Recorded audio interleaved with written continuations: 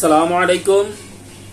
আমি doctor Naimul Kibria, BHMS Bangladesh homeopathy medical college, BHMS রোকেন ইসলাম homeopathy medical college. আমরা আজকে আলোচনা করব বন্ধ্যাত্ব ইনফার্টিলিটির দ্বিতীয় ভিডিও, অর্থাৎ পুরুষ বন্ধ্যাত্ব নিয়ে। পুরুষ বন্ধ্যাত্বের ক্ষেত্রেও আমরা যে ব্যাপারগুলো বলবো, অর্থাৎ স্বাভাবিক চিকিৎসার জন্য আমরা যে বিষয়টা বলি সেটা হচ্ছে অবশ্যই একজন ভালো ডাক্তারের পরামর্শ নিয়ে চিকিৎসা নিতে হবে এবং অবশ্যই আপনি এটা চিন্তা করতে হবে যে ভালো ডাক্তারের ভিজিট বেশি, এটাকে আপনাকে অবশ্যই মাথায় রাখতে হবে। এই পর্যায়ে আমরা বলবো, যদি কেউ চায় আমাদের থেকে চিকিৎসা নিতে পারে, অনলাইন অফলাইনে আমাদের চিকিৎসা ব্যবস্থা আছে। আর নতুবা আপনাদের এলাকার যারা ভালো ডাক্তার, যারা পড়াশোনা করছে, যারা গবেষণা করছে, তাদের থেকে চিকিৎসা নিতে পারেন।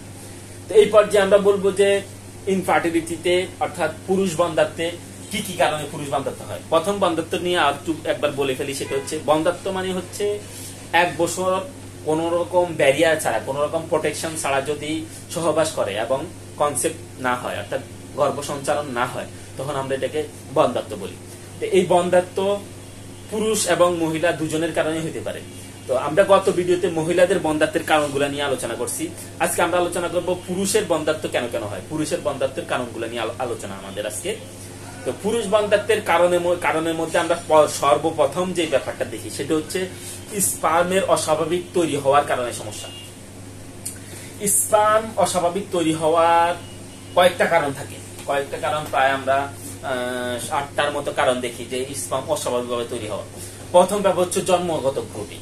জন্মগত ত্রুটির মধ্যে আমরা অনেকগুলা ব্যাপার দেখি। স্বাভাবিক জন্মগত ত্রুটিগুলা এটা ছোটবেলায় করতে হয়, ছোটবেলায় আমাদের কাছে চিকিৎসা নিতে হবে, কারণ জন্মের পরে কিন্তু এই ব্যাপারগুলো দেখা যায়। যেমন আনডেসেন্ডিং টেস্টিস, অর্থাৎ টেস্টিস অর্থাৎ অন্ডথলি, অন্ডকোষগুলো উপরে উঠে থাকা, এটা একটা সমস্যা।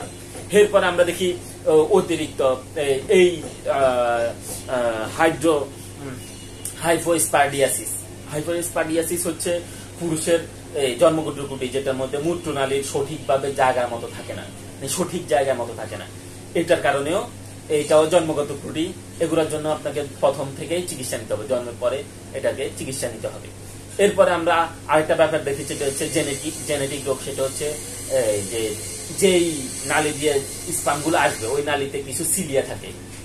এই সিলিয়াগুলা যদি ঠিক মতো নড়াচড়া না করে, তখন এই নড়াচড়ার অভাব হইল, এটা অবশ্য পরবর্তী চিকিৎসা নেওয়া যায়, ব্যাপার না, এটা পরীক্ষার পরে আমাদের চিকিৎসা নেওয়া যায়।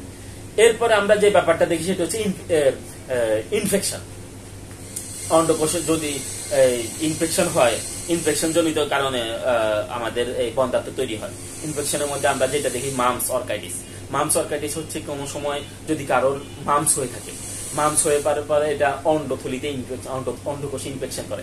এই ইনফেকশন হইলে মামস অর্কাইটিস হয়। মামস অর্কাইটিস হইলে আপনার শুক্রাণুগুলা ঠিক মতো তৈরি হয় না এবং এটা তৈরিতে ব্যাঘাত হয়, ঠিক মতো থাকে না, যার কারণে এই শুক্রাণুর সমস্যার কারণে ইনফার্টিলিটি তৈরি হয়, পুরুষের ইনফার্টিলিটি তৈরি হয়। এরপরে আমরা মায়োপ্লাজমা যে ব্যাপারটা দেখি, সেটা হচ্ছে এটা একটা ক্লাইমেডিয়া বা মায়োপ্লাজমা যেটা বলা হয়, এটা হচ্ছে একটা ইনফেকশন, ব্যাকটেরিয়াল ইনফেকশন, যেটার কারণেও আমাদের এই যে পুরুষ বন্ধ্যাত্ব তৈরি হয়, অর্থাৎ স্পার্মগুলা ঠিক মতো তৈরি হয় না। এরপরে আমরা যে ব্যাপারটা দেখি সেটা হচ্ছে তাপমাত্রা জনিত সমস্যা। যারা অতিরিক্ত তাপের মধ্যে কাজ করে, কর্মস্থান যাদের অতিরিক্ত তাপের মধ্যে, বা যারা আন্ডারওয়্যার পরে, খুব টাইট ফিট আন্ডারওয়্যার পরে, এদের মধ্যে এই ব্যাপারটা দেখা যায়।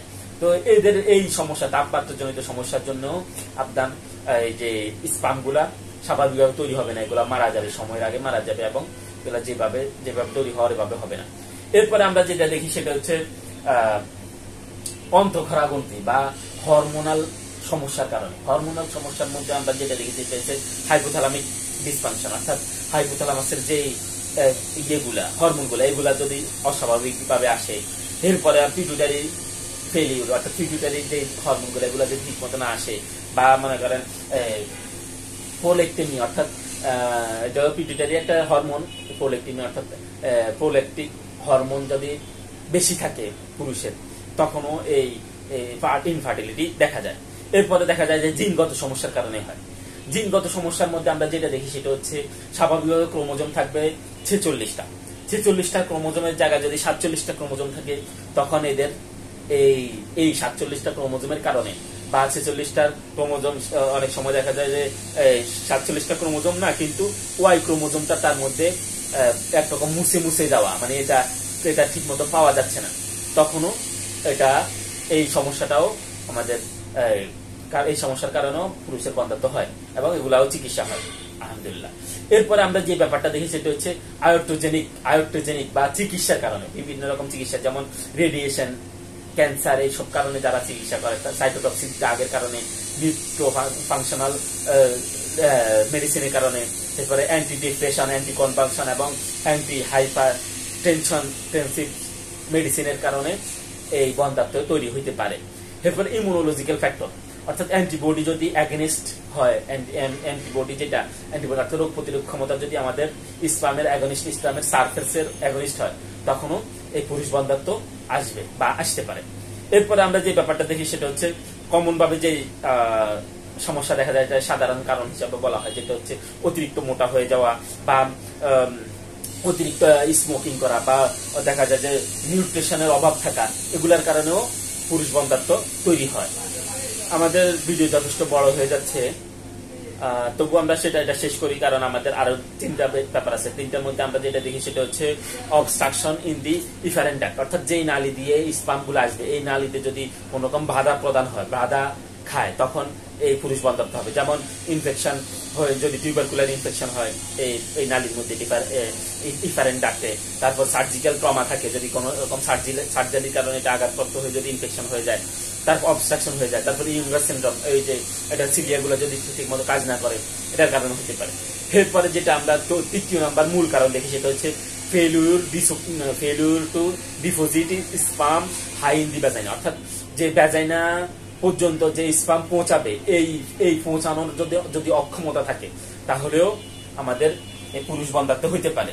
এই অক্ষমতার কারণগুলো সাধারণভাবে যেটা দেখা যায় সেটা হচ্ছে ইরেকটাইল ডিসফাংশন, অর্থাৎ ঠিক মতো যদি এটা শক্ত না হয়, তখন এই সমস্যাটা হইতে পারে।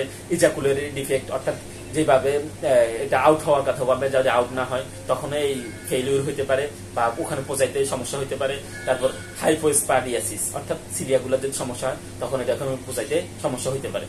এরপরে 4 নম্বর বা শেষ নাম্বার যেটা আমরা বলি পুরুষ বন্ধ্যাত্ব, সেটা হচ্ছে ইরোস ইন দি সেমিনাল ফ্লুইড, অর্থাৎ সেমিনাল ফ্লুইড, অর্থাৎ স্পামের মধ্যে যে স্পাম ছাড়াও, শুক্রাণু ছাড়াও যে উপাদানগুলো থাকে, এই উপাদানগুলোর মধ্যে কোনো যদি অসুবিধা থাকে, তখনও এখানে সমস্যা হয়। যেমন আনডিউ ভিসকোসিটি, অর্থাৎ অতিরিক্ত যদি গাঢ়ত্ব হয়, বা হাইপার প্রোস্টাগ্ল্যান্ডিন যদি বেশি থাকে, মানে প্রোস্টাগ্ল্যান্ডিন যদি অতিরিক্ত বেশি থাকে, তারপর ফ্রুকটোজ যদি কম থাকে, তারপর জানি এটা কি কয়, যদি অতিরিক্ত বা একদম কম পরিমাণে ইজাকুলেট হয়, তখনও এই সমস্যাগুলো হয়। তো এই বলে আমরা আজকের মতো এখানে শেষ করতেছি। পরবর্তী ভিডিওতে আমরা চিকিৎসা নিয়ে আলোচনা করবো। আজকের মতো এখানে বিদায়। আসসালামু আলাইকুম ওয়া রাহমাতুল্লাহ।